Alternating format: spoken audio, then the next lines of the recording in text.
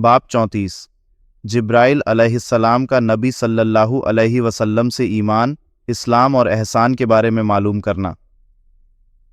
47 अबू हुरैरा रज़ियल्लाहु अन्हु से रिवायत है कि एक दिन रसूलुल्लाह सल्लल्लाहु अलैहि वसल्लम लोगों के सामने तशरीफ़ फरमा थे कि अचानक एक आदमी आपकी खिदमत में हाजिर हुआ और पूछने लगा कि ईमान क्या है।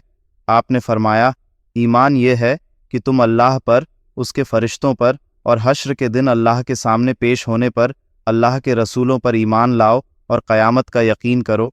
उसने फिर सवाल किया कि इस्लाम क्या है। आपने फरमाया, इस्लाम ये है कि तुम महज अल्लाह की इबादत करो और उसके साथ किसी को शरीक न करो, नमाज को ठीक तौर पर अदा करो, फ़र्ज़ ज़कात अदा करो और रमज़ान के रोज़े रखो। फिर उसने पूछा कि एहसान क्या है।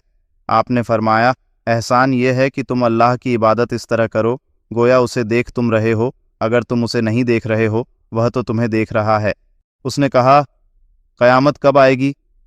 आपने फरमाया, जिससे सवाल किया गया है वह भी सवाल करने वाले से ज़्यादा नहीं जानता।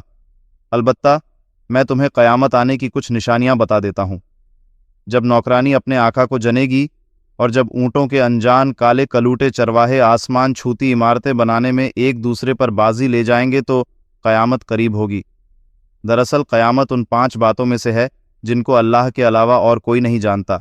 फिर आपने यह आयत तिलावत फरमाई, बेशक अल्लाह ही को क़यामत का इल्म है। लुकमान 34।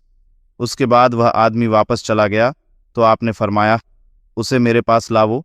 चुनांचे लोगों ने उसे तलाश किया लेकिन उसका कोई सुराग न मिला।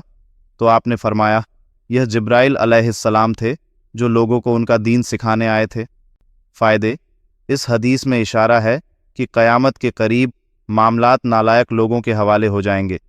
एक दूसरी हदीस में है कि जब नालायक और जलील लोग हुकूमत संभालें तो क़यामत का इंतज़ार करना, अफसोस कि आज हम इस किस्म के हालात से दोचार हैं।